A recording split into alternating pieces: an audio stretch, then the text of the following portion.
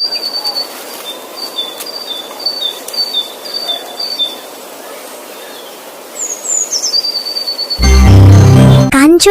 গ্রামে থাকত রমেশ, তার স্ত্রী হাসনা আর তাদের একমাত্র মেয়ে ছোট্ট মিলি। খুব গরিব পরিবার, দিনের পর দিন আধো পেটা খেয়ে বেঁচে থাকত। রমেশ একজন দিনমজুর, তবে সব দিন কাজ জোটে না। একদিন সন্ধ্যায় আকাশ ঢেকে এলো ঘন মেঘে। শুনছো, আকাশটা দেখেছো? একেবারে কালো হয়ে গেছে। আজও কোনো কাজ পেলাম না। আজও মেয়েটার মুখে কিছু খাবার তুলে দিতে পারলাম না। আমার মতন এমন মা এই পৃথিবীতে আর নাই।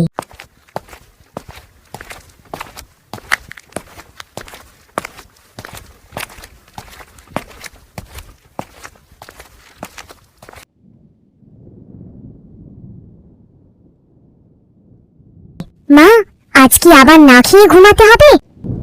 না মা, কিছু একটা জোগাড় হবে।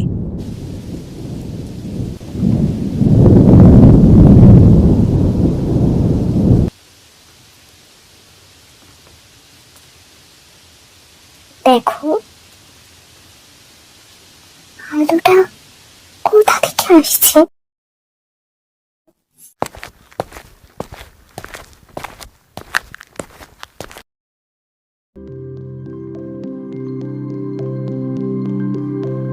এটা তো একটা নতুন দোকান ঘর মনে হচ্ছে।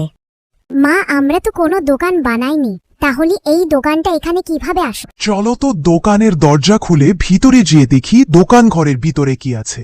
রমেশ ধীরে ধীরে দরজাটা খুলে। ভেতরে আলো জ্বলছে, সাজানো রুটি, চাল, ডাল, দুধ, ফল, মিলির জন্য জামা কাপড় আর খেলনাও। বাবা, এগুলো কি আমাদের জন্য? রেখা তো তাই বলছে। তারা যতটুকু দরকার নেই।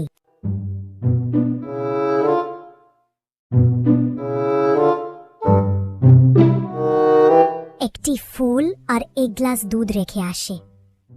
সেই রাতে তিনজন প্রথমবারের মতো পেট ভরে খায়।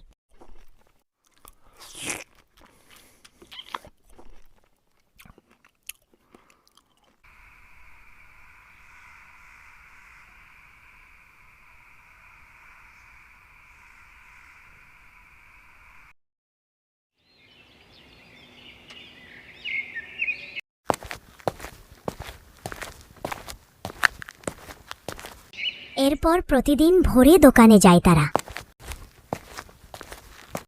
প্রতিদিন নতুন কিছু পাওয়া যায়। শোনো, কেউ যেন না জানে দোকানটার কথা। ঠিক বলেছ, এটা যদি লোকে জানতে পারে তবে লোভে সব নষ্ট হয়ে যাবে।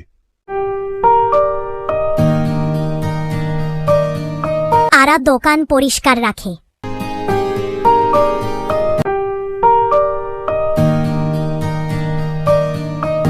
রমেশ গাছ লাগায় আশপাশে।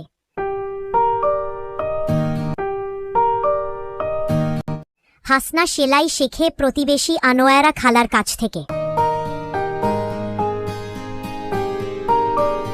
মিলি স্কুলে ভর্তি হয়। একদিন পাশের বাড়ির রফিক ব্যাপারী দোকানটা দেখে ফেলে। আচ্ছা, তাই তো বলি, এত গরিব পরিবারের এত ভালো দিন কেমনে চলছে? আজ রাতেই মজা দেখাবো। রাতে চুপি চুপি দোকানে ঢুকে এক গাদা জিনিস নিয়ে যায়। চাল, চিনি, জামা কাপড়, কিছুই রেখে যায় না।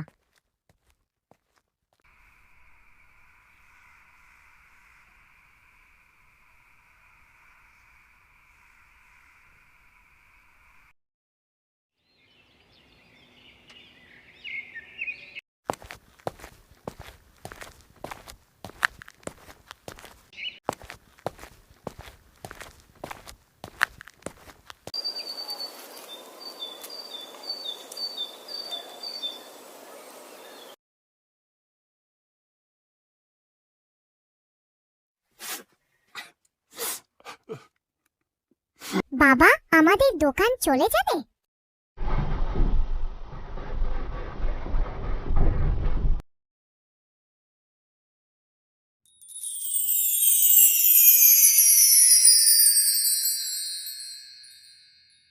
তুমি এখন নিজের পায়ে দাঁড়াতে পারবে। পুরনো বাজারের এক কোণে তোমার জন্য একটি দোকান ঘর তৈরি করেছি। সেখানে তুমি নিজের ব্যবসা শুরু করতে পারবে।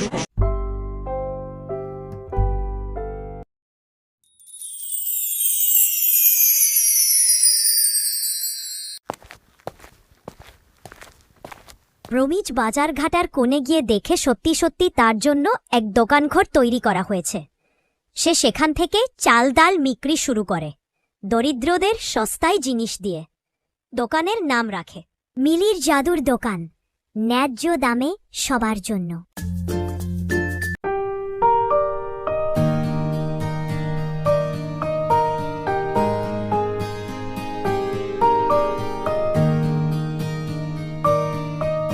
বাবা, জাদুর দোকানটা কি আবার আসবে?